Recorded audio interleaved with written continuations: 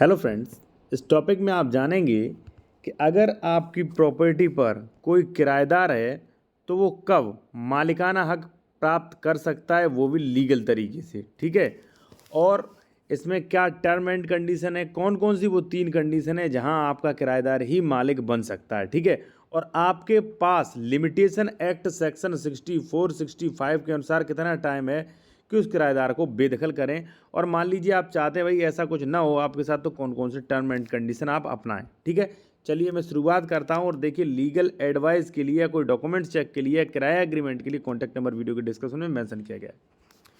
First साथियों ये है, मैं आपको एक चीज़ समझा दूं कि यदि आपकी कोई प्रॉपर्टी है, मैं भले ही वहाँ पे किराएदार हूँ, तो किराएदार कभी भी प्रॉपर्टी पे मालिक नहीं बन पाता है। अब आप कहेंगे तो फिर ये किराएदार कैसे कोर्ट में केस कर देते हैं, वहीं आप किराया जमा करने लगते हैं, वो एक अलग मैटर है। अलग मैटर कैसे? अगर मान लीजिए हमारा आपके साथ एग्रीमेंट है, रेंट एग्रीमेंट है, लीज एग्रीमेंट है, अन्य कोई एग्रीमेंट है, तो मैं मालिक बन ही नहीं सकता, कोई ऑप्शन ही नहीं है।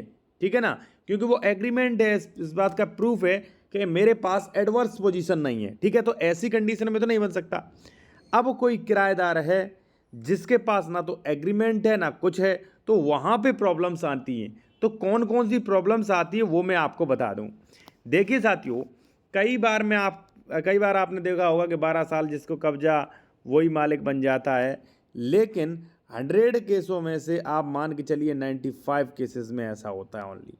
ठीक है। अब कब मालिक बन जाता है वो आप सुन लीजिए, कौन कौन सी लापरवाही आपको नहीं करनी चाहिए। देखिए, सबसे फर्स्ट तो है कि साथियों आपको एग्रीमेंट बनाना चाहिए, रेंट एग्रीमेंट बनवाना चाहिए, या उससे भी अच्छा है आपका एक लीव एंड लाइसेंस एग्रीमेंट बनवाना चाहिए। इसका भी आप पीडीएफ ले सकते हैं हमसे, कॉन्टैक्ट नंबर वीडियो के डिस्क्रिप्शन में मिल जाएगा।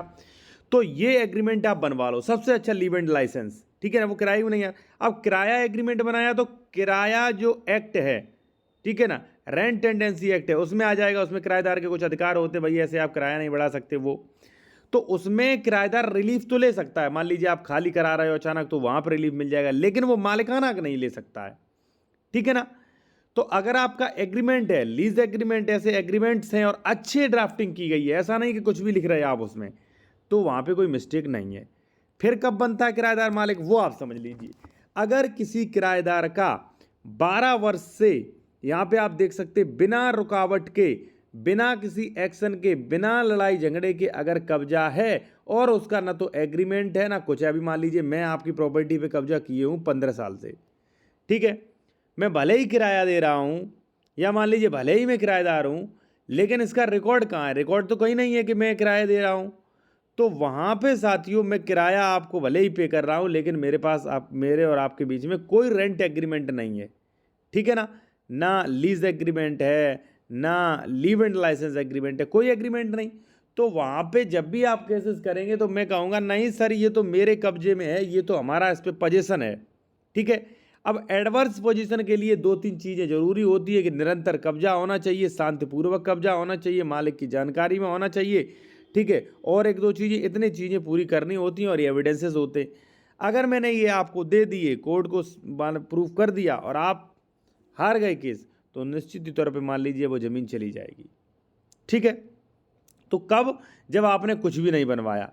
सेकंड पॉइंट में साथियों मैं आपको बता दूं, खुला एवं सार्वजनिक, किराएदार का कब्जा खुला एवं सार्वजनिक होना चाहिए, ना कि गुप्त छिपा हुआ होना चाहिए। तो वो तो होता ही है, विवादित नहीं। मकान मालिक को किराएदार कब्जे के खिलाफ कोई कानूनी कार्रवाई नहीं करनी चाहिए। मतलब मान लीजिए कोई कार्रवाई नहीं की आपने, मान लीजिए 12 साल से कोई बैठा है आपकी प्रॉपर्टी में, रेंट वगैरह दे रहा तो कोई दिक्कत नहीं, 12 साल से बैठा है, 15 साल हो गए, आप कोई लीगल एक्शन ही नहीं ले रहे उसके खिलाफ, तो लिमिटेशन एक्ट में 64 65 है, वहाँ पर आपका टर्म बाउंडेशन जो है वो ओवर हो जाता है।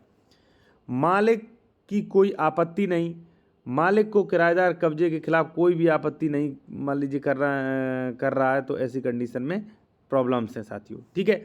मैं एक चीज़ यहाँ पे और क्लियर कर दूँ कि भले ही कोई आपकी ज़मीन में 15-20 साल से कब्जा हो साथियों, भले ही मान लीजिए 15 साल से आप मेरी ज़मीन पे कब्जा किए, लेकिन आप डायरेक्ट कोर्ट में जाके, कोई सिविल राइट नहीं कि आप चैलेंज करने के साथ में 15 साल से कब्जा किए, ये कानून में लिखा है तो आप मुझे मालिकाना हक दे दो, ऐसा डायरेक्ट सिविल राइट नहीं है साथियों। ठीक है। कारण क्या होता है, जैसे मान लीजिए दूसरा पक्ष गया तो आप प्रूफ करने लगते हो कि साहब ये 12 साल से हमारा कब्जा है, देखिए लिमिटेशन एक्ट के अनुसार हमें पावर है, इसलिए जो है हमें ही कब्जा जो है, मान लीजिए प्रतिकूल कब्जा है तो इसके आधार पर जो है एडवर्स पोजीशन मालिकाना हक मुझे मिल सकता है, तो वो चीज़ एक अलग है, ठीक है। लेकिन स्पेसिफिक आप जो है आप वहाँ पे एक्ट केस नहीं कर सकते हो कि केस चला के ज़मीन अपने नाम करा लें। ये 229 बी यूपीआरसी में ही संभव है साथियों, ठीक है। मुझे लगता है आपको समझ में आ गया होगा, और मैं फिर से कहूँगा कि अगर आप कोई बेहतर कानूनी सलाह, कोई application, drafting, rent agreement, leave and licence, इसके संबंध में कोई कानूनी सलाह लेना चाह रहे हैं, या आप एफिडेविट प्रारूप एप्लीकेशन लेना चाह रहे हैं, तो ले सकते हैं। कॉन्टैक्ट नंबर वीडियो के डिस्क्रिप्शन में मेंशन किया गया है।